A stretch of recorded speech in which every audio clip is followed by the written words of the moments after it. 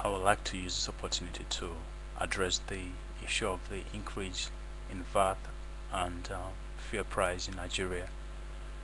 Um, but before I go on, I just want to commend the NLC president, um, Abdul Wahid Omar, and his counterpart,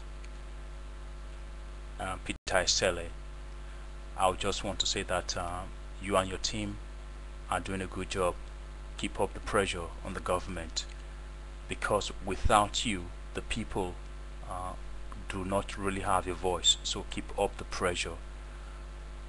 The issue of the fuel price increase and the VAT was the parting gift of President Obasanjo, and I must say that it was very insensitive of that regime or government to have done such a thing a day before leaving office.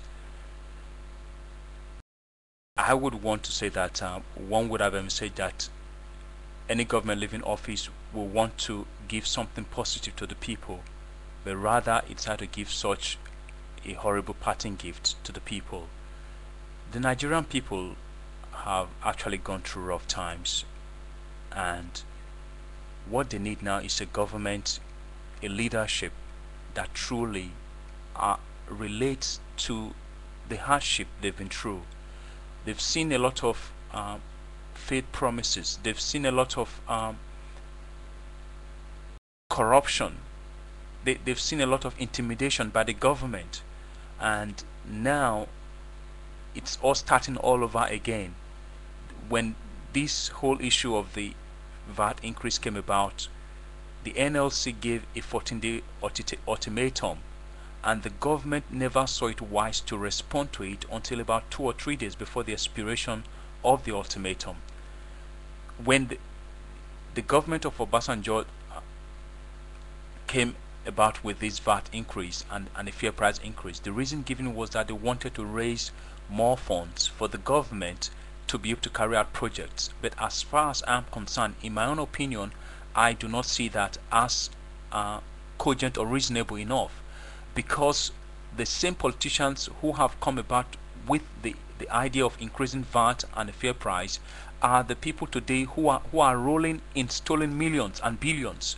The governors, the past most of the past governors, the senators, the local government chairman, and other people who have been in public offices cannot uh, account for how they have come about the huge amount of wealth they all have. We see them with huge estates, but none of them can actually account for what for the source of this wealth overnight. The former president Obasanjo himself today cannot account for how he has come about the ownership of more than 200 million shares in Transcorp. We saw a lot of money, billions pumped into the energy sector. We didn't see results. Today we are still grappling with life problems in Nigeria. We have seen a lot of money running into billions pumped into roads and other infrastructural projects, and we have not seen results.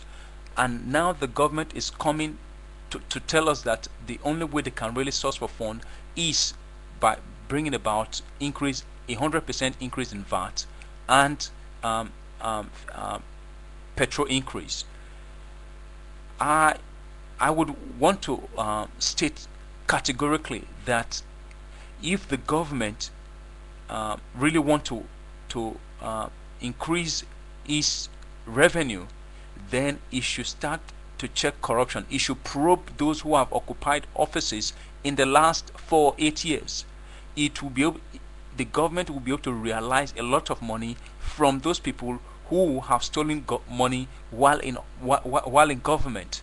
The government also should look for other ways rather than coming to put pressure on the people who are already struggling. We can already see the way the prices of commodities have shot up in the market. The people cannot afford to live under the burden of these increases. If the government can also look for other ways, other forms of taxation, not not necessarily through VAT. They should look for other ways of taxation. There are a lot of companies today in Nigeria who are doing business. There are a lot of individuals in Nigeria who are doing businesses, who are making huge amount of profits without paying taxes. The government should look into ways of setting up an efficient tax system to be able to source funds from these other people and companies, while avoiding putting pressure on the common people who are already struggling before. And I just want to say that the Yaradua government, when it came into power, he promised that they will listen to the voice of the people, but the people are not being listened to now.